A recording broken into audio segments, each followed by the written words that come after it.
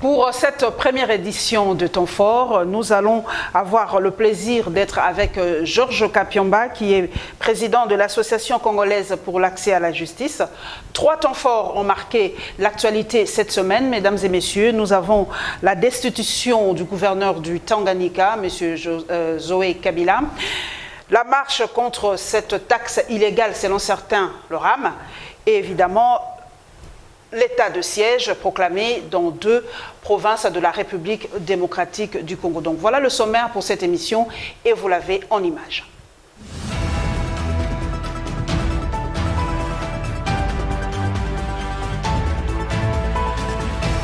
Le gouverneur de la province du Tanganyika et membre du Front commun pour le Congo, Zoé Kabila, vient d'être déchu de ses fonctions. C'est jeudi 6 mai par l'Assemblée provinciale après examen lors de la plénière du jour de la motion de censure initiée contre lui par les députés de l'Union sacrée. Tous les 13 députés provinciaux ayant pris part à cette plénière ont voté pour la déchéance de ses jeunes frères de l'ancien président de la République, Joseph Kabila. Il était reproché à Zoé Kabila, absent de la province depuis plus de 2 mois, la gestion et l'incompétence. C'est le 2e gouverneur de l'espace Grand Katanga à être déchu après celui du Olomami il y a plus d'1 année. Zoé Kabila n'a donc pas eu les moyens de défense.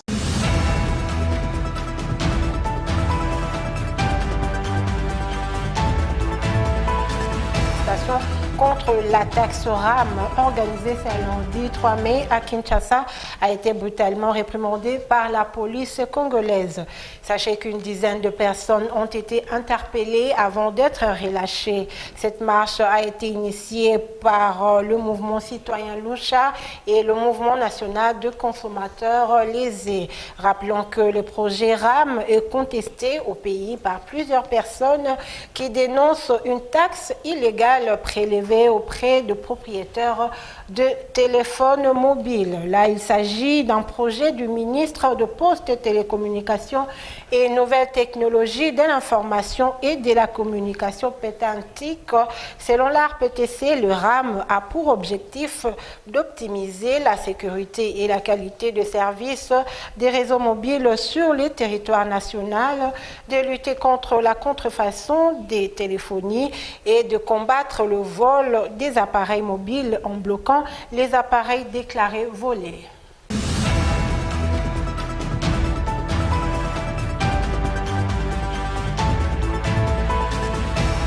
Le président de la République démocratique du Congo, Félix-Antoine Tshisekedi Tshilombo, s'est adressé à la nation hier soir sur les antennes de la radio-télévision nationale pour, comme a été adopté par les conseils des ministres du vendredi dernier, de décréter un état de siège dans la partie est du pays qui vit depuis 2 décennies dans une insécurité récurrente et persistante menée par les groupes rebelles reconnus islamistes. Lors de son allocution, le chef de l'État s'engage dans cette lutte avec détermination à trouver une solution définitive à l'inacceptable situation dans ces coins du pays. J'attends les cris de détresse, de douleur qu'éprouvent nos mères, nos sœurs, nos filles dans ces provinces ravagées par la barbarie, a déclaré Félix Tshisekedi, le garant de la nation. Le chef de l'État a fait un appel patriotique de toutes les couches sociales interne et aux compatriotes extérieurs du pays d'exprimer la solidarité et la cohésion nationale avec le peuple de l'Est, de rester vigilants et attentifs pendant cette période à cette cause salutaire jusqu'au rétablissement de la paix, a-t-il ajouté. Le président de la République a signé une série des ordonnances sur les modalités pratiques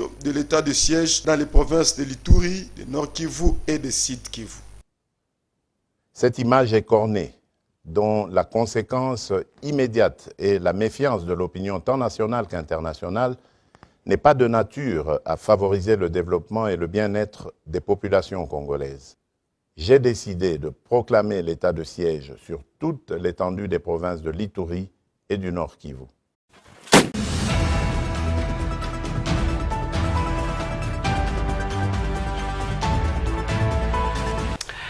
Très heureuse d'être avec vous, Monsieur Georges Kapiamba. Vous ouvrez le bal de temps fort. Ouais. Association congolaise pour l'accès à la justice. Ouais. Beaucoup aujourd'hui, M.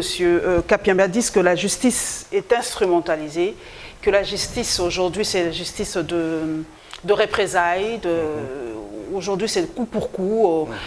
Voilà, donc est-ce que vous qui êtes dans la société civile, votre association veut cette justice, mais est-ce qu'aujourd'hui nous avons réellement une bonne justice en République démocratique du Congo? Non, je ne peux pas dire que nous avons une bonne justice en République démocratique du Congo à ce jour, parce que c'est une justice qui est à ce jour dans l'impossibilité de fonctionner comme il se doit et de répondre aux attentes de la population, surtout pour ne pas dire que c'est une justice qui n'accomplit pas ses missions constitutionnelles, étant donné que d'abord, les membres de celle-ci ne sont toujours pas arrivés à se défaire de certaines pratiques, certaines antivaleurs, notamment la corruption, le trafic d'influence, la recherche ou la course effrénée vers les gains personnels.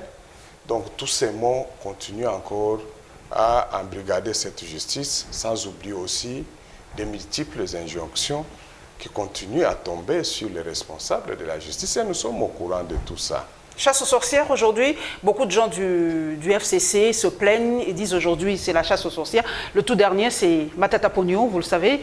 Il a dit qu'il rentre, j'ai lu son tweet depuis qu'on a créé où se trouve. Il a dit je rentre pour me mettre au service de la justice. Et beaucoup se plaignent, ils ont dit non c'est vraiment la chasse aux sorcières. Et pourtant le président avait dit il n'y a pas de chasse aux sorcières.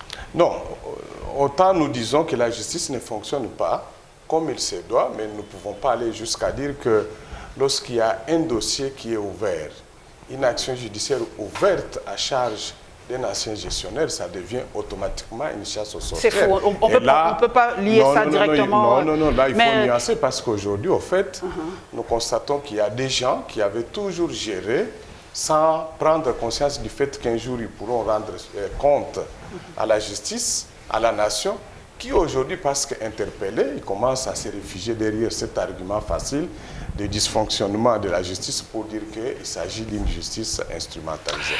C'est vrai que vous donnez votre point de vue. Moi, moi je lis cette population, ils me demandent de fois de poser des questions à vous, mais ils disent, mais ceux de l'UDPS qui faisaient partie du gouvernement, je ne peux pas citer les noms suite peut-être. Non, mais moi je peux les citer. Voilà, donc il y en a qui disent qu'eux aussi, il y a beaucoup de dossiers, ils traînent beaucoup de squelettes dans leur placard, mais on ne les cite pas.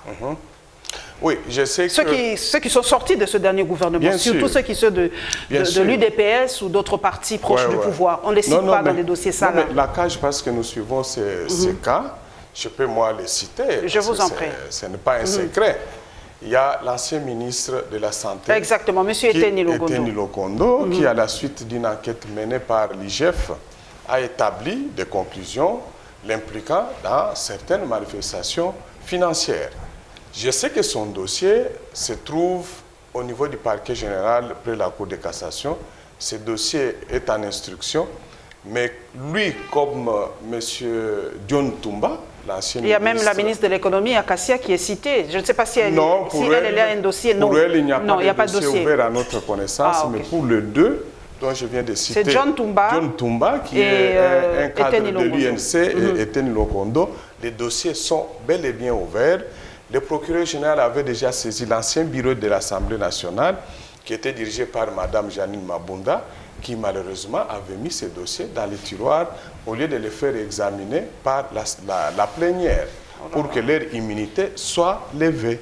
Donc aujourd'hui, on attend toujours que... Nous attendons que le nouveau bureau, qui est dirigé par le président Mbosso, qui est un des cadres importants de l'Union sacrée pour la nation, puisse rapidement faire fixer ça. Nous espérons, avant la fin de la session en cours, qui doit se clôturer au plus tard le 15 juin, que ça puisse être examiné et qu'on permette au procureur général de commencer à entendre ses compatriotes pour que la vérité soit éclatée. Mais Georges Kapiamba, beaucoup aussi parlent pas toujours du bien de vous. Hein. Beaucoup disent que vous êtes instrumentalisé et qu'il y a d'ailleurs un dossier, je ne sais pas si c'est 12 000 ou 12 millions de $. Ouais. Dites un peu à notre population, c'est quoi ce dossier-là? Non, je sais qu'il y a eu beaucoup de cybercriminels qui ont pris le plaisir d'écrire sous le label de la cage, en me citant ou en citant la cage, en disant que ces dossiers, ces écrits seraient venus de la cage, ce qui est faux. Je crois que j'avais observé un moment, lorsque on avait attaqué au nom de la cage M. Eteni Longondo et Mme Akassia, arbitrairement. J'étais obligé de tenir un point de presse, publier un communiqué de presse, mais j'ai constaté que cela s'est répété il y a quelques jours. J'ai dit alerter l'opinion pour dire qu'il s'agit d'un groupe de cybercriminels qui se complaisent tout simplement à utiliser les noms de la cage pour diffamer gratuitement certaines personnes. Donc, il faut ignorer leurs écrits. Alors, s'agissant de ce dossier, ce que je peux dire, c'est que ce que nous avons fait... C'est 12 millions de dollars 12 millions de dollars. Ce que nous avons fait, c'est quoi? C'est que, à son temps, c'était au début du mois de février, lorsque nous étions informés du dossier, nous avons adressé un courrier à Mme Akassia, pendant qu'elle était encore ministre, pour lui poser un certain nombre de questions afin qu'elle puisse nous donner des réponses. Et nous a répondu sur 4 pages en fournissant les réponses que nous attendions d'elle et en nous indiquant une autre entreprise qui gère la corporation de ce qu'on appelle les majors pétroliers pour que nous ayons les statistiques dont nous avions besoin parce que nous nous posions des questions de savoir comment expliquer que notre pays peut-il continuer toujours à payer à ces majors, à ces entreprises pétrolières, des sommes colossales, au seul motif que le gouvernement aurait demandé le gel du prix à la pompe. Et notamment, nous avons voulu savoir, mais quelle est la quantité réelle que ces entreprises majeures ont eu à ramener sur notre territoire et de quelle manière... Vous en avez connaissance? Jusque-là, nous attendons parce que l'entreprise majeure elle-même, nous avons déjà commencé les démarches, nous attendons qu'elle puisse nous fournir ces statistiques et nous puissions les analyser avec nos experts. Deuxièmement, nous avions voulu savoir comment expliquer que, tous nous le savons, que sur le territoire de la République démocratique du Congo, la plupart d'entreprises étrangères, comme pétrolières, vendent leurs produits en dollars. Et que même si le gouvernement avait, pour la stabilité du cadre macroéconomique, demandé à ce qu'il y ait gel des prix à la pompe, mais ces entreprises, la plupart ne vendent pas par la pompe. Celles qui vendent par la pompe, généralement, ce sont des sociétés qui revendent après, mais les majors, quand elles ramènent, ils vendent en gros. Oui. Et les prix est généralement payé en dollars.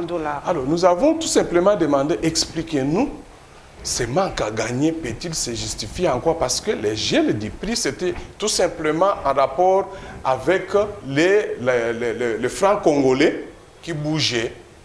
Mais si on revend en dollars, on stabilise les prix, il n'y a pas de manque à gagner. Donc, nous continuons à attendre. Peut-être avec le nouveau gouvernement, vous aurez peut-être d'autres éléments de réponse. Nous espérons, parce qu'il y a un nouveau ministre aussi, que ce soit à l'économie comme aux hydrocarbures. Mais je dois aussi mentionner que l'ancien ministre d'hydrocarbures n'a pas collaboré avec nous. Et là, oui, au nom de la transparence, nous devons le dire. Nous sommes contents de constater que dans son gouvernement qui a été présenté, le nouveau gouvernement, le Premier ministre Samalou Kondé a pris l'engagement de collaborer de manière sincère et transparente avec la société civile.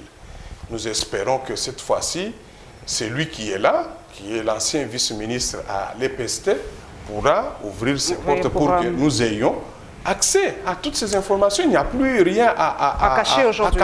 Il n'y a pas de secret d'État en ce qui concerne la gestion des affaires de tous les Congolais. Avant d'entrer dans l'analyse sur l'état de siège dans les deux provinces, comment vous jugez le nouveau gouvernement aujourd'hui? Pour vous, c'est vraiment ce gouvernement qui peut sauver la RDC aujourd'hui? Les warriors, ça va pour vous? Est-ce que c'est celui qui peut, à condition qu'il travaille conformément aux règles du pays, que les membres de ce gouvernement ne se projettent pas dans la recherche des biens personnels, dans la reconstitution de ce qu'on appelle généralement la santé financière? Parce que s'ils sont plus motivés par ça, et surtout qu'on est en train d'aller vers les élections de 2023, et que parmi les membres, il y a des chefs de partis et des regroupements politiques, dont nous savons généralement leur cupidité à chercher par tous les moyens de l'argent pour préparer leurs élections, on ne pourra jamais avoir des résultats. Mais s'ils travaillent correctement, à ce moment-là, nous pourrons avoir de bons résultats, mais nous continuons à rester toujours réservés. La parité, pour vous, ça va, ça a été respecté? C'est déjà un effort. 27%, c'est un effort contre 17% dans le gouvernement Ilunga. Je crois qu'on est dans la bonne direction, mais les combats restent toujours à mener pour qu'on atteigne d'abord 30%, qui est conforme à la loi sur la parité, en attendant que nous puissions aller au-delà de 30%, parce qu'une société juste, c'est une société qui est basée sur l'égalité des chances. Une société genrée. Voilà. L'état de siège, Ituri et Nord-Kivu, Georges Kapiamba. Pourquoi ces deux provinces? Parce que beaucoup disent, il y a aussi le Sud-Kivu, il y a aussi le Tanganyika où il y a quelques problèmes, il y a aussi le Kasaï où il y a quelques problèmes. Exact. Pourquoi avoir choisi l'Ituri et le Nord-Kivu? Est-ce que vous avez des éléments objectifs pour justifier ce choix? Alors, j'ai discuté, je dois être toujours sincère, quand on parle en public. Moi, j'ai eu à poser les mêmes questions aux proches du président de la République et du Premier ministre pour nous dire pourquoi avoir choisi de l'instaurer seulement dans les deux provinces. La réponse qui m'a été donnée était de dire que d'abord, ce sont des provinces qui sont martyrisées et en proie à l'insécurité plus que les autres provinces.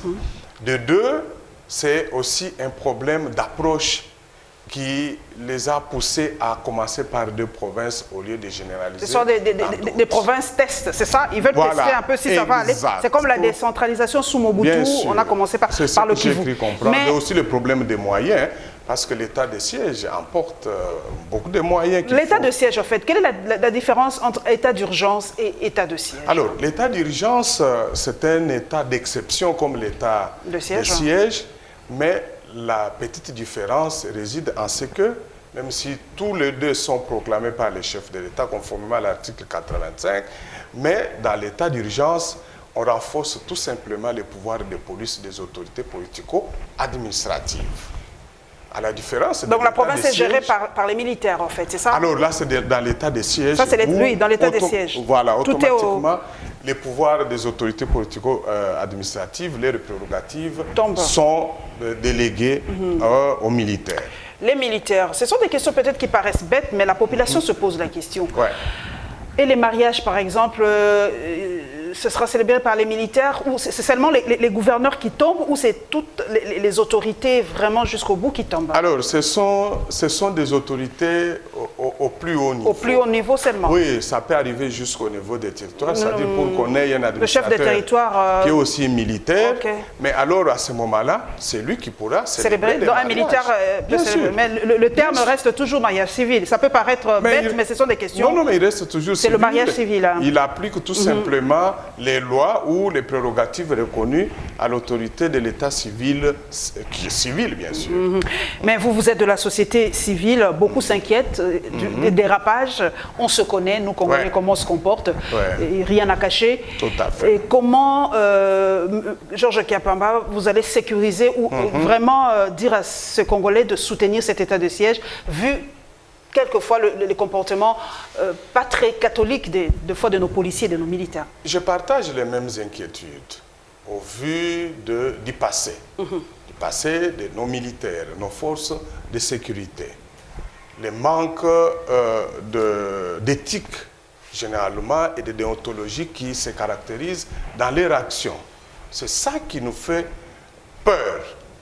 Mais nous avons parlé aux autorités au niveau de la présidence, la primature, le ministère de l'Intérieur, qui nous ont assuré que toutes les dispositions ont été prises. Les droits de l'homme seront respectés? Seront respectés, à l'exception de l'application de l'article 61. Parce que l'article 61 de la Constitution reprend au moins en 7 points des droits fondamentaux qui ne doivent jamais subir des dérogations. Vous pouvez nous en dire les droits au recours. Les droits à la vie. À la vie. Ah oui, oui, ça veut dire que dans toutes ces zones-là, même s'il est accepté que ce soit les autorités militaires qui prennent les relais, mais les gens doivent toujours conserver leurs droits au recours, de sorte que d'ici quelques jours, nous attendons, nous espérons que d'ici lundi, mardi prochain, ce qu'on appelle les cours opérationnels qui ont existé, principalement dans la province du Nord Kivu, devront disparaître parce que ces cours, de par la loi, n'offrent pas l'exercice des droits au recours. Leurs décisions sont rendues en premier et dernier ressort. Donc ces cours doivent disparaître pour se mettre en harmonie avec l'article 61 de la Constitution. Nous espérons, nous sommes en train de surveiller sur le terrain pour nous assurer que ces cours-là vont disparaître. Avec la Covid-19, on le sait, il y a déjà même un cluster ici à Kinshasa. Comment ça va se passer dans ces provinces en état de siège? Comment faire? Parce que ça ne change pas. Les mesures barrières, et tout ça. Les gouverneurs militaires et policiers qui sont là doivent continuer à veiller à ce que les gens soient protégés. Mais eux-mêmes, ces gouverneurs choisis, posent problème. Nous avons vu des réserves. Vraiment. À notre avis, il n'y a pas encore de grands problèmes. Mais beaucoup disent que, moi j'ai questionné l'Internet, c'est ça la beauté de l'Internet. Beaucoup disent que ces militaires qu'on a choisis avaient déjà œuvré sous le RCD, sous le MLC, sous d'autres labels, et on connaît leur comportement. Est-ce qu'aujourd'hui, vous qui êtes de la société civile, Georges Kapiamba, est-ce que cette peur-là est légitime pour ceux qui ont déjà vécu cela avec ces militaires? C'est une peur, mais qui traduit quoi? Une exigence de suivi et de responsabilité de la part de ces responsables. Pourquoi? Parce qu'il faut que les gens comprennent qu'avant qu'ils ne soient militaires, ils sont Congolais. Et l'article 12 de la Constitution dit que tous les Congolais sont égaux en droit et en obligation. Ça veut tout simplement dire que aujourd'hui, on a nommé, ce sont des militaires, mais ils sont déjà Congolais. Même s'ils ont été soupçonnés ou suspectés d'avoir été impliqués dans des crimes, des atrocités, dans du cannibalisme. Mais malheureusement, ce qui s'est passé dans notre pays depuis des années, et moi je déplore toujours ça, c'est quoi? C'est que ceux qui allèguent ces faits ne vont pas au-delà de leurs allégations. Vous avez l'information sur ce genre de crimes, il faut les rassembler les éléments, organiser les victimes, amener ça auprès du procureur général ou auprès de l'auditeur. Mais le docteur Mukwege, par exemple, veut à tout prix que le rapport mapping soit vraiment mis en exergue, qu'on sanctionne ceux qui sont cités dans ce rapport mapping. Pour vous, vous pensez que le docteur Mukwege est dans le vrai? Il faut que ceux qui sont cités dans ce rapport soient... C'est aussi mon combat. Ah, ok. Ah, bien sûr, c'est aussi mon combat. Ça veut il faut un tribunal pour le Congo, pour la RDC? Il faut se mettre debout, se mobiliser pour qu'on concrétise au moins des poursuites contre ces gens-là. Parce qu'aussi longtemps que ça resterait tout simplement dans des documents, dans des rapports, sous forme d'allégations, on ne peut pas empêcher ces gens-là à briguer certains postes parce qu'ils sont Congolais comme nous. Ça peut prendre. Est-ce que c'est limité dans les temps, l'état des sièges, Georges Kapiamba? Bien sûr. Pour combien de temps? La première phase est de 30 jours et la Constitution de l'article 85 l'a dit. Après 30 jours, le président de la République qui a proclamé ça est obligé de solliciter au Congrès de pouvoir examiner la possibilité de prolonger cet état de siège à raison de 15 jours. Voilà. C'est vrai aujourd'hui, Mais seulement, je voulais ajouter, c'est que, et je continue à réclamer ça, j'ai parlé avec les collaborateurs du chef de l'État, du Premier ministre, pour attirer leur attention sur le fait que, dans le cadre de la consolidation de l'État de droit, il faut absolument qu'avant les termes de 30 jours, que le Parlement adopte une loi portant, définition des modalités d'application. On ne peut pas continuer à gérer un pays par des actes réglementaires. Il faut une loi qui est un acte impersonnel. Ok. Georges Kapiamba, moi j'aime bien les flashbacks. Nous retournons au passé. Nous avons suivi une vidéo postée dans le net. À l'époque, quand le président de la République était dans l'opposition, il avait dit niet à l'état de siège, parce qu'un journaliste lui avait posé la question, si le président Joseph Kabila proclamait l'état de siège, quelle sera votre réaction? Vous avez suivi la réponse du président. Mais aujourd'hui, j'ai une élite avec moi. Qu'est-ce qui a fondamentalement changé pour qu'aujourd'hui, le président Tshisekedi proclame cet état de siège qu'il refusait à l'époque comme opposant? Alors, comme moi, je ne suis pas son porte-parole, mais s'il faut rechercher la motivation, il faut se reporter à son ordonnance.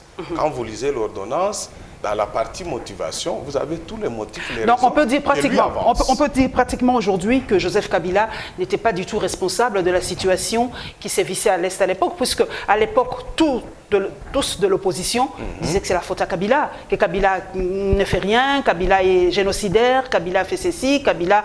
Quand à l'époque on disait qu'il y a des terroristes, tout le monde refusait cela, mais aujourd'hui on peut dédouaner Joseph Kabila de toutes ces accusations. Non, pas. En tout cas, objectivement, vu ce qui se passe aujourd'hui. Non, mais je voudrais vous amener à un autre niveau, c'est que la responsabilité, on peut engager sa responsabilité lorsqu'on est plus haut responsable dans un pays, par le simple fait que vous avez eu connaissance des faits, de la gravité, de l'ampleur, mais que vous n'avez pas pris des mesures conséquentes par rapport à Donc Joseph Kabila a eu tort de ne pas proclamer l'état de siège à l'époque. Voilà, c'est ça, bien sûr, par exemple. Parce que la situation qui prévaut aujourd'hui est la même qu'il y a 15-10 ans. Donc il avait fallu recourir aux moyens les plus forts qui sont prévus par la Constitution. Maintenant, vous-même de la cage, je suis sûr que vous allez le traiter de dictateur s'il avait fait ça à l'époque. Hein. Non, bien, pas du tout. Mais si, vous étiez quand même assez chaud à l'époque. Ouais. Je suis sûr que la cage allait traiter Joseph Kabila de dictateur. Je peux m'expliquer pourquoi. Alors, nous avions un discours assez musclé à l'époque. Hein. Mais aujourd'hui, on a l'impression que vous vous atténuez. Hein. Non, pas du tout. Je sais que beaucoup de gens me renvoient à ça. Le problème, c'est que lorsqu'on est responsable à ce niveau-là, et nous restons toujours exigeants, même vis-à-vis du président Félix, je ne veux pas ici vous dire que nous sommes parmi ceux qui ont contribué à ce que le président prenne cette décision, parce que déjà, l'année passée, nous avions exigé, j'ai même écrit au président, et lorsque le président nous a reçus lors des consultations, j'ai repris la même exigence en lui disant: Monsieur le Président, au stade où nous sommes, vu l'ampleur de la situation dans ces provinces, il ne faut pas hésiter de recourir à l'article 85. Qui stipule? Qui stipule que lorsque il est constaté qu'il y a des faits de nature à remettre en cause l'intégrité ou de rompre le fonctionnement des institutions du pays, le président de la République peut déclarer l'état d'urgence ou l'état de siège. Okay. Et ça, moi, j'ai insisté. L'année passée, d'abord, avant de les rencontrer, et puis quand je l'ai rencontré, je lui ai dit, et le chef de l'État m'a dit, il est d'accord avec ce schéma, mais que dans les circonstances où il se trouvait, il n'avait pas tous les moyens politiques avec lui pour décréter. Aujourd'hui, comme il a la majorité, il a fait sans problème. Voilà, c'est ça. Nous allons aller au Tanganyika. Ouais. La destitution de Zoé Kabila a soulevé, vous le savez, ouais, beaucoup de réactions, positives et négatives. Ouais. Et beaucoup disent ce n'est pas correct. Ouais. J'emploie ce mot vraiment, que ce n'est pas correct de faire cela à un gouverneur qui est ici à Kinshasa. Tout à fait. Et qu'on le destitue. C'est carrément un coup d'État des députés provinciaux. Votre avis, Georges Kapia? Alors, j'ai déploré aussi cette situation, mais je dois être sincère avec vous pour vous dire que je n'ai pas encore vérifié. Mieux, je n'ai pas eu la certitude que le gouverneur Zoé se trouverait à Kinshasa. Mais parce que ça vient de tout le monde, presque de la majorité, pour certifier qu'il est à Kinshasa. Il a été convoqué d'ailleurs, par les ministres de tutelle à l'époque. Alors, si cela est établi, ça veut tout simplement dire que le bureau de l'Assemblée provinciale de la province de Tanganyika n'a pas respecté l'article 19 de la Constitution, c'est-à-dire qui fonde les droits à la défense.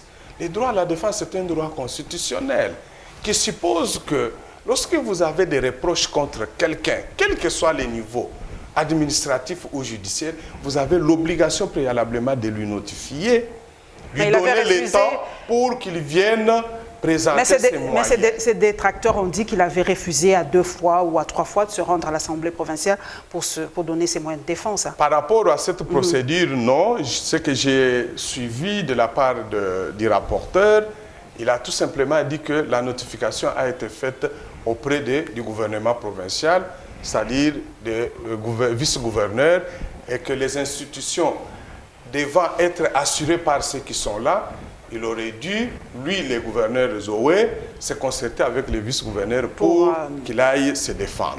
Voilà comment il a justifié. Mais qu'est-ce qui doit être fait? Moi, je pense que autant ça nous a choqués, mais autant nous devons encourager les gens à recourir on voit des recours judiciaires. S'ils saisissent Zoé Kabila peut le faire, hein. Il a le droit. Mais aujourd'hui... Je termine par dire que, rappelez-vous que ce n'est pas la première fois qu'on vit ce genre de choses dans ce pays. Rappelez-vous de l'ancien gouverneur du Kasaï central, qui avait été aussi destitué, Kandé, alors qu'il s'est trouvé à Kinshasa sur l'invitation de l'ancien vice-premier ministre et ministre de l'Intérieur. Donc ça veut dire qu'il s'agit d'une pratique anticonstitutionnelle illégale qui doit cesser. Qui doit cesser, et ceux qui se livrent à ce genre de pratiques doivent être poursuivis pour que ça puisse prendre fin et que les générations futures ne puissent plus... Le président de la République a relevé en fait l'instabilité des assemblées nationales. Il y a trop de destitutions, trop de... C'est ça. Que doit-on faire? Parce que j'ai lu le tweet d'un compatriote qui a dit qu'on doit revenir carrément à la nomination des gouverneurs. Parce que c'est pas normal que les députés provinciaux agissent tout le temps une épée de Damoclès sur les gouverneurs. Ça déstabilise les provinces.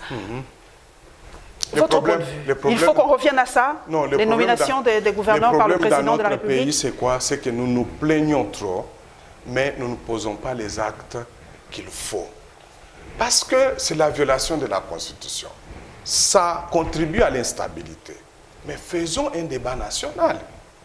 C'est bien, le chef de l'État fait ce constat, vous, d'autres, nous le faisons, mais que les gouvernements créent un cadre d'abord d'un débat national, pour que nous puissions ensemble essayer de comprendre quelles sont les causes qui sont à la base. Il ne faudrait pas qu'on pense qu'on peut changer ou modifier la Constitution parce qu'il y a eu 2-3 cas, mais pour lesquels on n'a pas encore recherché les causes. Est-ce que nous savons, est-ce qu'on a guéri d'abord le vrai problème qui est à la base? C'est ça. Mais ça sera tout le temps comme ça. Quand il y a un problème, il faut faire sauter le gouverneur. Moi, je ne suis pas de ceux qui pensent qu'il faut tout le temps procéder à la modification de la Constitution.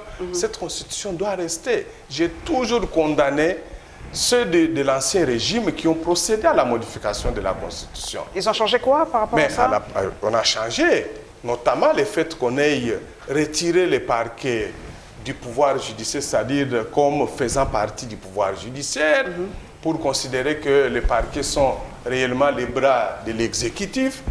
Deuxièmement, on a modifié les 2 tours en ce qui concerne l'élection du président de la République. C'est toujours les mêmes gens-là et vous comprenez pourquoi on était virulents contre eux. Ils ont procédé à modifier notre Constitution pour rien, alors que ça n'a jamais résolu les problèmes à ce jour. Donc, qu'on fasse d'abord les débats, et puis un débat sincère avant de prendre l'option pour modifier la Constitution. Ce n'est pas aussi une des causes, Georges Kepemba, ce n'est pas la territoriale des originaires, puisque beaucoup se disent, vraiment, ça c'est du n'importe quoi, permettez l'expression. Mobutu avait raison de mettre les non-originaires pour consolider l'unité nationale. Et aujourd'hui, avec la territoriale des originaires, l'ethnicité, la tribu est trop mise en exergue par rapport à la nation. Tout à fait. Nous partageons le même point de vue. Vous savez, je suis tout le temps sur le terrain. Je me rends compte finalement que Mobutu n'avait pas eu tort. Si moi, personnellement, j'ai eu à sillonner dans beaucoup de provinces à l'époque en tant qu'élève avec mes parents, mon père travaillait dans une société de l'État, c'est parce qu'il y avait cet esprit-là qui faisait partie de la vision même de l'ancien président. Donc aujourd'hui, nous avons encore la possibilité de commencer à revenir progressivement à ça parce que les pouvoirs, ce qu'on appelle les entités déconcentrées, c'est-à-dire les administrateurs des territoires, les bourgmestres, peuvent être nommés en attendant par le président de la République sur proposition du gouvernement. Qu'on commence d'abord par là, on va voir ce que ça va nous donner avant de rentrer à la modification de la Constitution. Moi, je suis vraiment réservé parce que vous savez, les politiciens, si vous voulez ouvrir seulement une petite porte, demain, ils vont tout modifier, même les dispositions qui sont verrouillées. Ils vont justifier ce qu'ils peuvent. Exactement. Cette condamnation ou cette déchéance de Zoé Kabila, beaucoup le disent parce qu'il n'a pas voulu intégrer l'union sacrée et on l'a fait tomber. Est-ce qu'aujourd'hui, l'union sacrée est égale au MPR, parti-nation? Tout le monde doit intégrer cette vision du chef de l'État? Sinon, on est mis de côté, sinon, tout ce que vous avez fait tombe à l'eau parce que vous n'êtes pas Non, devenu pas sacré? du tout. Nous ne pouvons pas soutenir ça. Mais c'est ce qu'on dit de Zoé aujourd'hui. Déjà, la Constitution interdit l'institution d'un parti unique. C'est un crime de haute trahison. C'est la Constitution qui le dit. Nul ne peut instituer un parti unique, lequel fait est constitutif de la haute trahison. Donc, nous ne pouvons pas soutenir ça. Deuxièmement, nous avons opté pour le multipartisme, la liberté d'expression et d'opinion. Ça veut dire que les gens peuvent adhérer à une vision, soit-elle du chef de l'État, ou ne pas adhérer. Ils ne doivent pas subir des actions de représailles. Est-ce que Zoé Kabila n'en paye pas le prix aujourd'hui? Ça, je ne sais pas. Il lui revient à lui-même de son adhésion à lui-même. Mais j'ai suivi les comptes rendus de son gouvernement. Il n'a pas évoqué ça. Il n'a pas évoqué ça? Non, non, j'ai suivi ça hier. Le porte-parole du gouvernement provincial de Tanganyika a fait un compte rendu. Je l'ai suivi du début jusqu'à la fin. Il n'a pas évoqué cet élément. J'espère que ce n'est pas peut-être ça. Où il essaie, il ne veut pas en parler, mais ce n'est pas à nous de dire que c'est à cause de ça. Donc aujourd'hui, il n'y a plus aucun gouverneur membre du FCC aujourd'hui. Hein? Si on regarde la carte de la RDC, plus aucun gouverneur FCC aujourd'hui. Mais je pense que, je n'ai pas vérifié, mais je crois que nous devons être prudents dans notre pays pour ne pas tendre vers des gouvernements qui ne peuvent être dirigés que par des personnes provenant d'un seul parti ou d'un même groupement politique. Ce n'est pas démocratique. Parce que même au niveau de grandes assemblées, il doit être fait un effort pour que l'opposition, qui ne se retrouve pas dans la majorité, puisse aussi diriger les commissions techniques ou les commissions politiques de manière à la faire représenter. Et c'est ça les jeux démocratiques. Ce n'est pas parce qu'on a la majorité qu'on peut penser s'octroyer toute la part du lion. Ça, c'est pas normal. Mais c'est ça, pour faire décoller le pays, nous devons avoir une seule vision. Hein. Pour certains, non, ce n'est pas ça. Certains, il faut adhérer à cette vision pour faire décoller. Non, ce n'est pas ça. Qui dit que la seule vision peut être bonne et peut conduire le pays au développement? Ce n'est pas possible. Il faut qu'on donne la possibilité aux autres, ceux qui ne partagent pas notre vision politique, de mettre leur point de vue et qui doivent être, lesquels points de vue doivent être pris en compte. Nous allons parler du RAM. Ah oui. Ah. C'est ça. Ah, vous êtes déjà coupé? Vous avez déjà totalisé votre quota pour le RAM? Moi, on m'a déjà pris des crédits plus de 5 fois, si je ne me trompe pas. Plus de 5 fois. Dans un espace d'une semaine. Et je n'ai jamais compris, lorsqu'on prend déjà, même l'esprit et la lettre de l'arrêté du ministre, il est dit que c'est 7 $ l'an. Mais qui, en réalité, ce n'est pas 7 $ l'an. Parce que si on doit prendre à quelqu'un dans un espace d'une semaine 5 fois, et si vous ne faites pas attention, on va encore vous les prendre, ainsi de suite. Comme mais le Congolais lambda ne comprend pas. L'objectif de RAM, c'est quoi? Pourquoi avoir créé cette taxe-là? Et beaucoup disent que ce n'est pas passé par le Parlement. Le Parlement n'en a pas du tout débattu. C'est ça que je voudrais expliquer. Quel est l'objectif de C'est ça que je voudrais expliquer. En fait. Je constate que, avec beaucoup de plaisir, que les Congolais deviennent de plus en plus matures et commencent à se prendre en charge. Parce que nous avons vécu une période dans ce pays où n'importe quel ministre s'estimait ou se considérait être investi, même de pouvoir de légiférer, de créer des taxes. Aujourd'hui, il y a beaucoup de taxes créées par la volonté seulement d'un arrêté, alors qu'ils n'en ont pas le pouvoir. Et donc, il est plus que l'occasion que nous puissions redébattre de cette question, que les ministres de Pétentique soient rappelés à l'ordre. Je suis content d'avoir appris que les 2 députés ont déposé des questions, lui ont envoyé des questions avec débat aux 10 ministres. Nous attendons suivre ce débat-là et la position que l'Assemblée nationale doit prendre, interdisant, rappelant aux ministres que vous n'avez pas le pouvoir de légiférer, de créer ni impôts ni taxes, et que celui qui les fait viole de manière grave la Constitution, ça peut être un motif même mais cette de histoire, les faire tomber. Cette histoire de RAM a commencé avec Kibasa, quand il était encore dans le gouvernement Ilunkamba, et beaucoup pensent que Il a été reconduit à cause de cet taxe qui génère des milliers de dollars. Les Congolais parlent, les Congolais supputent et tout cela. Et comme vous l'avez dit, les Congolais aujourd'hui sont très éveillés. Exact. Et beaucoup disent qu'on a reconduit le ministre Kibasa rien que pour ce dossier du RAM.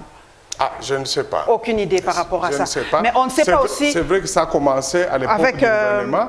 Je me rappelle aussi qu'il y a eu un décret du Premier ministre qui a créé cette taxe-là, qui était signé Mais par le pourquoi Premier aujourd'hui, ministre Ilunga Ilunga. quand des Congolais qui se disent consommateurs lésés, vous êtes de la société civile, Bien sûr. veulent marcher, veulent protester, on ne leur octroie pas cette liberté de protester, rien que pour le RAM. Ce sont des dérapages antidémocratiques et j'ai y allé condamner lorsque j'avais appris à la minute par mes gens qui faisaient le monitoring sur terrain que ces jeunes, quelques-uns étaient arrêtés, qui étaient au nombre de 15. J'ai appelé le général Kassongo pour lui exprimer ma profonde désapprobation. Il m'a dit qu'il n'avait pas reçu un ordre du gouverneur autorisant cette marche. Je lui ai tout simplement répondu en disant, même s'il n'y a pas l'autorisation, mais je vous rappelle que la République démocratique du Congo est membre des Nations Unies. Et qu'au niveau des Nations Unies, il existe ce qu'on appelle les directives à l'intention des autorités chargées d'appliquer la loi, qui dit clairement que même lorsque vous êtes en présence d'un rassemblement, d'une réunion, d'une marche ou d'une manifestation, qui n'a pas obtenu préalablement l'autorisation de l'autorité compétente, pour disperser, vous devez user des moyens qui sont de nature à ne pas porter atteinte à l'intégrité physique de ces gens, moins encore aller jusqu'à leur priver la liberté de mouvement. Et ce que vous avez fait en les arrêtant dans les conditions telles qu'on a vu dans une des vidéos, ça a violé gravement les engagements de la RDC au niveau international. J'espère que les autorités ont compris et que ça doit s'arrêter. Je sais que M. Georges Kapemba sillonne beaucoup le monde. Ouais. Est-ce que cet axe-là, le RAM, ça se passe aussi ailleurs? Dans quel pays on a ça? On peut savoir un peu? J'ai appris que cette taxe existe aussi en Zambie. En Zambie. En Tanzanie. En Tanzanie. Mais c'est la manière dont l'État procède pour la collecter qui est apparemment différente, mais aussi la sensibilisation et l'explication. Ça, c'est un point. Mais par rapport aussi au niveau des vies, et la motivation, lorsque j'apprends que RAM a été créé principalement pour combattre l'introduction sur le territoire national des téléphones contrefaits, j'ai dit non. Le gouvernement ne peut pas réfléchir comme ça. On ne peut pas penser combattre ces fléaux en faisant payer aux consommateurs des services. Mais aujourd'hui, on a donné l'Internet. Nous avons l'OCC, nous avons la DGDA, qui ont reçu comme mission de protéger le territoire national contre les mauvais produits qui peuvent venir de l'extérieur. Et donc, le gouvernement n'a qu'à travailler avec ces services, ces entités, pour résoudre ces problèmes. Mais aussi, on a ajouté, ça c'est ce que j'ai lu dans les groupes, dans les réseaux sociaux, les proches du ministre, qui disent que c'est pour contribuer à financer l'Internet dans des espaces publics. Exactement, je vais en venir. Moi, j'ai dit, mais les bits... À l'université de Kinshasa, c'est déjà fait. Coucou à toi, Jeff Caleb, qui défend bec et ongle que ça va aider. Et c'est là, à susciter encore un autre débat, nous y sommes. Est-ce qu'il y a un lien entre l'Internet et les syllabus? Aujourd'hui, ça soulevait un tollé, parce que j'ai même vu des professeurs des universités réagir par rapport à cela. Vous êtes... Alors, quel est notre pays? Quel est le lien? Quel est le lien? Votre point de vue, le lien. Notre point de vue est celui-ci. Nous disons aujourd'hui, nous sommes au XXIe siècle. On ne peut pas continuer à faire former nos étudiants, les futurs cadres de demain sur base de syllabus. D'ailleurs, moi j'ai beaucoup regretté de lire même dans les comptes rendus du gouvernement d'hier, qu'on a demandé au ministre de l'enseignement des moyens pour, de trouver des moyens. Parce que ça soulevait un tollé. Nous allons lui écrire pour lui dire, trouver des moyens pour assurer ou financer la recherche fondamentale dans nos universités et la production des résultats de ces recherches-là sous des formes modernes. Ce sont des ouvrages. Aujourd'hui, partout au monde, vous irez dans aucun pays sérieux, où vous allez trouver des enseignants enseignés avec des syllabus. Ça ne se fait plus, mais les gens qui disent, les Congolais de la diaspora se lèvent et disent non, nous avons étudié à ILB, il y a toujours des syllabus. Non, on ne veut pas créer des ouvrages. Bon, il y a une différence. Parce que le syllabus, c'est quelque chose créé par le professeur lui-même qui a un droit d'auteur et tout ça. C'est peut-être le condensé de son cours qui met comme syllabus. Mais c'est très important pour un étudiant d'avoir le condensé de son cours sous forme de syllabus. Peut-être le fait, c'est de le vendre, c'est peut-être ça le problème. Oui, d'abord déjà au niveau de la rigueur scientifique elle-même, il faut que les professeurs produisent un ouvrage. Pourquoi? Parce que l'avantage d'un ouvrage, c'est une œuvre scientifique élaborée. Et le syllabus n'est pas une œuvre scientifique? Non, généralement dans les syllabus, lisez les syllabus, tous on est passé par là. On voit c'est vraiment du copier-coller des autres... copier-coller, c'est totalement, je ne veux pas choquer qui que ce soit. Moi, je suis passé par là. Je sais qu'il y a des syllabus même de 20 pages pour un cours d'une pondération 10. C'est inacceptable ce genre de choses. Comment un chef de travaux, quelqu'un qui est chercheur, qui est appelé à défendre une thèse de main, peut-il continuer à enseigner avec un syllabus? Comment voulez-vous qu'il produise lui-même, qu'il approfondisse ses propres recherches si vous lui donnez seulement les syllabus? Je pense qu'il faudrait qu'on leur impose de produire des ouvrages et que ces ouvrages puissent être mis à la disposition des étudiants contre les paiements, les versements d'un prix, comme ça se fait partout au monde. Beaucoup disent aussi, bon, Kinshasa n'est pas la République démocratique du Congo, on a donné le net. Le début, c'est... Ça doit se généraliser. Donc, ça doit se généraliser absolument. Partout. Je ne sais pas quel est... On a un problème. Tout est lié. Aujourd'hui, tout est lié. Vous allez donner l'Internet aux étudiants, pas de courant électrique, ils n'ont pas de smartphone et ils n'ont pas des ordinateurs. C'est un fait, tout est lié. Mais quelqu'un peut avoir l'Internet, mais s'il n'a pas de smartphone, n'a pas d'ordinateur, ça sert à quoi? Mais voilà pourquoi nous demandons qu'un débat se fasse. Les ministres de Petentik doivent accepter de se livrer à la discussion. Ils doivent organiser des points de presse. Comme ça, ce genre de questions, de préoccupations, vous pouvez les lui soumettre et il donne des réponses parce que c'est ce que la population est en train de murmurer aujourd'hui. Il faut qu'on nous dise. Est-ce qu'on pense que établir la connexion Internet à Kitambo, c'est une bonne chose parce que j'ai appris que ça sera le deuxième site. C'est une bonne chose.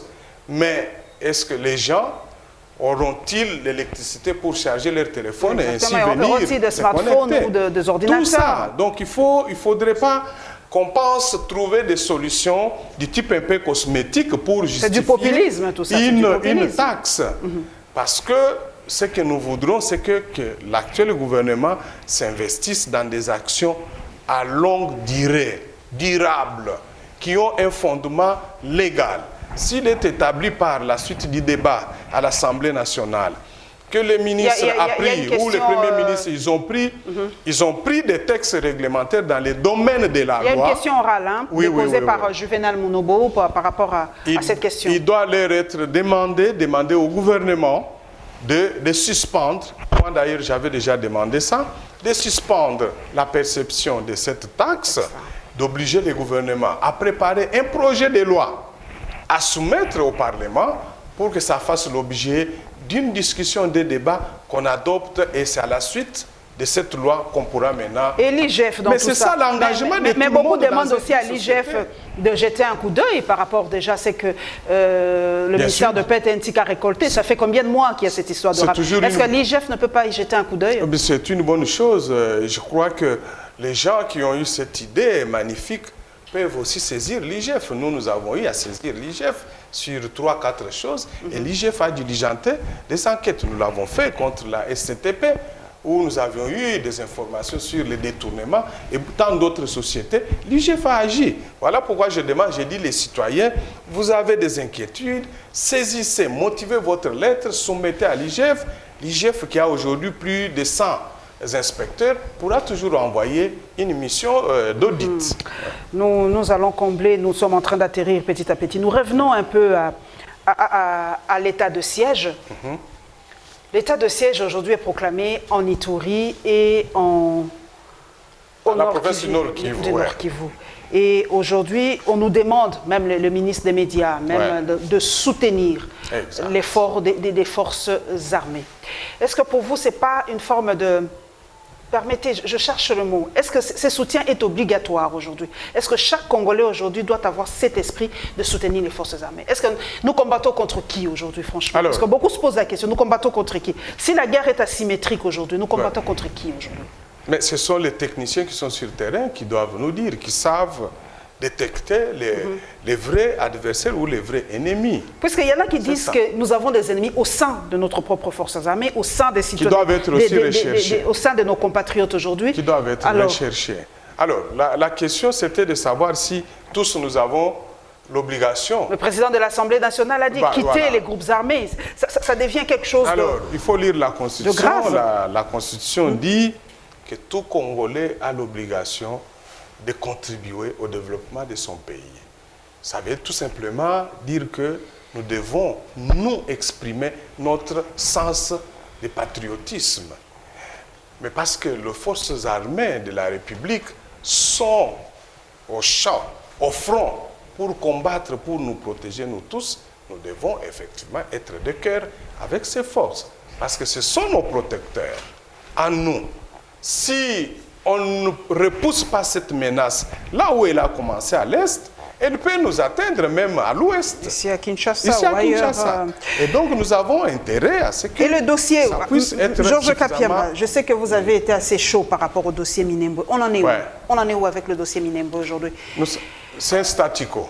Wow. Jusqu'à ce jour, on sait tout simplement qu'il y a eu surséance en ce qui concernait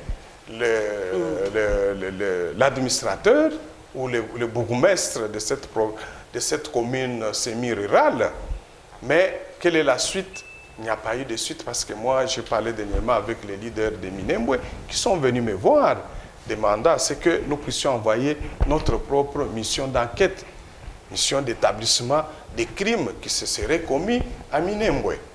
C'est aussi un des dossiers.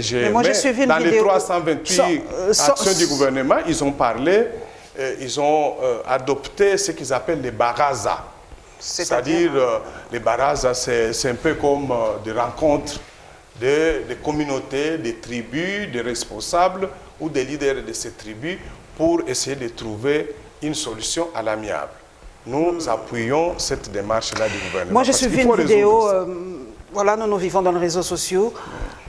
Ces dames de Minembwe qui se plaignent qu'on les tue, qu'on les massacre. Je les ai suivis les deux. Est-ce que c'est pas... Beaucoup disent que c'est de la propagande. Nous devons faire aussi très attention. Beaucoup disent que c'est de la propagande, que ça ne peut pas être vrai et tout ça. C'est ça votre idée? Ça peut être de la propagande, une guerre médiatique tout simplement pour... Il faut se méfier aujourd'hui de tout ce qui passe par les réseaux sociaux. Ce n'est pas toujours authentique. Donc on ne massacre pas, ça peut être vrai ou faux cette histoire? Parce que moi j'ai des amis d'autres pays qui m'ont posé la question, pourquoi vous massacrez les Banyamulenge? Parce que le président lui-même a dit que les Banyamulenge sont des Congolais à part entière. Pourquoi vous tuez vos compatriotes? C'est une question qui m'a été posée par un confrère de la Côte d'Ivoire. Oui, d'abord je crois qu'il a totalement tort, parce que vous ne pouvez pas dire que tous les Congolais, nous nous sommes mis ensemble, nous avons coalisé, nous avons pris une résolution de tuer ou d'éliminer. C'est ça l'image. Non, c'est une très mauvaise image. Ça véhicule, je crois qu'il il a bien fait de poser cette question auprès de quelqu'un ou de quelqu'une qui est sur le terrain. Ce n'est pas ça le problème. Nous savons que notre pays a toujours vécu depuis l'indépendance, même avant l'indépendance. Revenons sur l'histoire de ce pays. Il y a eu beaucoup de guerres interethniques et ça continue. Je connais, moi, dans beaucoup de provinces où ces guerres se poursuivent, c'est toutes les provinces. Ce n'est pas parce qu'une ethnie est en désaccord sur les questions foncières contre l'autre. Se victimise un peu trop, c'est ça le problème? Non, c'est-à-dire qu'elle ne se victimise pas trop, mais je crois que les leaders qui essayent d'en faire une propagande, une récupération politique, pour maintenant faire souffrir l'image des autres Congolais ont tort de se comporter de cette manière. Ils doivent dire tout simplement que nous sommes un grand pays avec plus de 400 ethnies et que les guerres interethniques ont toujours accompagné, existé dans ce pays depuis l'indépendance, même après l'indépendance. Et jusqu'à ce jour, ce n'est pas seulement un seul problème qui se localiserait dans le sud Kivu entre les Bana. Moi, je pose la question à Georges Kapiamba. Mais ce n'est pas pour autant que nous pouvons soutenir. Nous disons les autorités doivent s'impliquer pour résoudre Et on nous reproche, nous journalistes congolais ou nous autorités congolaises, de ne pas faire cette guerre médiatique parce que les Banyamulenge font un tapage médiatique pas possible pour faire passer ce message. Mais nous sommes... les gens meurent aussi ailleurs, mais on n'en parle pas. On nous reproche un silence coupable de notre propre génocide. On n'en parlait pas, mais les Banyamulenge, une petite portion comme ça, mais ça fait du mot... Makélé les bélés dans le monde, mais nous en perdons beaucoup, on n'en parle pas. Non, c'est l'impression qu'on a. On a peut-être l'impression qu'on ne parle pas assez des autres ethnies. Il faut en parler. Et lorsqu'il y a des questions provenant des gens de l'extérieur qui les posent, il faut qu'on leur explique. Moi, je peux vous dire qu'il y a eu 6 mois qu'un groupe d'avocats belges m'ont contacté pour demander à ce que nous puissions constituer un collectif afin d'enquêter sur Minembwe. Je leur ai tout simplement répondu, j'ai dit, je veux bien, mais que nous puissions le faire, si ça arrive juste que nous puissions le faire alors sur d'autres cas, parce que ce n'est pas le seul cas où il y a des crimes commis à la suite d'une guerre interethnique. Ils ont compris déjà que je n'étais pas d'accord de ce qu'ils voulaient, parce que c'était une manière de montrer qu'en RDC, il n'y a pas d'autres tribus qui se battent. Il n'y a que les Bafulero contre les Banyamulenge ou les Bashi. Ce n'est pas une bonne manière de rendre la situation de terrain. C'est vrai que nous devons avoir de la compassion, nous soucier, nous inquiéter, nous mobiliser lorsque sur notre territoire, il y a ce genre de faits. Mais il ne faut pas qu'on donne l'impression que ces faits ne se commettent ou ces guerres ne se déroulent que dans ce coin-là, aujourd'hui dans notre pays. Vraiment une question directe. Ouais. Nous allons terminer par là, Georges Kapiamba. Cette question, vraiment, ça soulève toujours autant de débats. Ouais. Est-ce que les Banyamulenge sont-ils une ethnie de la RDC? Mais parce que... Non, franchement, froidement, sans tenir compte de l'avis du président de la République. Moi, je pose la question ainsi. Pas son avis. Est-ce que les Banyamulenge sont-ils réellement congolais? Mais lorsque vous Où se situe leur terre? Parce que chez nous, en RDC, moi, je suis Yansi. Il y a mon territoire, il y a ma langue, il y a ma terre. Quelque chose, 3 choses comme ça qui est réunies. Mais pour les Banyamulenge, on dit non. Ils n'ont pas de terre, ils n'ont pas de langue et tout ça. Alors, expliquez froidement à cette population pour apaiser un peu cette tension. Est-ce que les Banyamulenge sont-ils des Congolais? Ont-ils une terre quelque part? Ont-ils une langue à eux et tout ça? Expliquez un peu avant de... Mais aujourd'hui, il y a les Minembwe est considéré comme... une partie des Minembwe est considérée comme une terre appartenant à ces groupes ethniques. Quelle est leur langue? Ils parlent le Kinyarwanda. Moi, je parle le Yansi parce que je suis Yansi. Voilà. Donc, quand ils parlent le Kinyarwanda, ils sont rois. Selon la logique congolaise. Hein? Alors, maintenant, moi, je voudrais, si vous prenez l'ouvrage du professeur Ndayouele, qui a écrit sur l'histoire politique de la RDC, vous allez trouver que parmi les tribus ou les ethnies de la RDC, on parle aussi des Banyamulenge? Non, pas des Banyamulenge, mais des Nilotiques. Mais non, ce mot-là est venu d'où? Parce que si on parle des Nilotiques, ce n'est pas forcément les Banyamulenge, parce qu'il y a des Nilotiques en Ituri, il y a des Nilotiques en Ituri, vous le savez, non? Les Lendu ou les Maou, un des deux. Oui, on essaie de les lier à Banyamulenge, parce que Murenge, c'était un groupement qui était un groupement et qui est devenu les Banyamulenge, c'est-à-dire les gens qui habitent de Murenge sont devenus les Banyamulenge. Compliqué cette histoire-là, mais nous sommes vraiment à la fin. Mais je pense que le vrai débat aujourd'hui, c'est d'abord de demander au gouvernement de rétablir la paix et la sécurité de toutes les personnes et leur, bien sûr, l'ensemble du territoire national. Les autres questions viendront. Tout ça, ça pose d'autres questions. Nous allons peut-être en parler. Parce que même s'ils sont étrangers, mais nous devons savoir que la Constitution nous impose l'obligation d'assurer, de protéger et la toute dernière question, parce que ça implique aussi cela, la double nationalité. Beaucoup disent qu'on doit remettre en cause la nationalité unique en République démocratique du Congo. On doit remettre en cause parce que c'est obsolète, ça ne va pas avec la modernité aujourd'hui. Le monde, comme les États-Unis, a plusieurs... voilà, on doit remettre en cause. Mais quand on voit cette histoire des Banyamulenge, et beaucoup se disent... Ma position est simple. Qu'on arrête avec cette histoire. Ça va ouvrir la boîte à Pandore. La position est simple. Il ne faut pas qu'on fasse miroiter les Congolais en disant si on opte juridiquement de la double nationalité, c'est ça qui va contribuer au développement, à éradiquer la pauvreté des Congolais. Faux, hein? C'est pas vrai. Deuxièmement, mais nous avons d'abord le problème de recensement, d'identification de ceux qui sont sur le territoire congolais. Qui a des cartes d'identité dans ce pays? Mais commençons d'abord par des petites choses. Avant de... Faisons, recensons le peuple, les citoyens et les citoyennes qui sont sur le territoire congolais.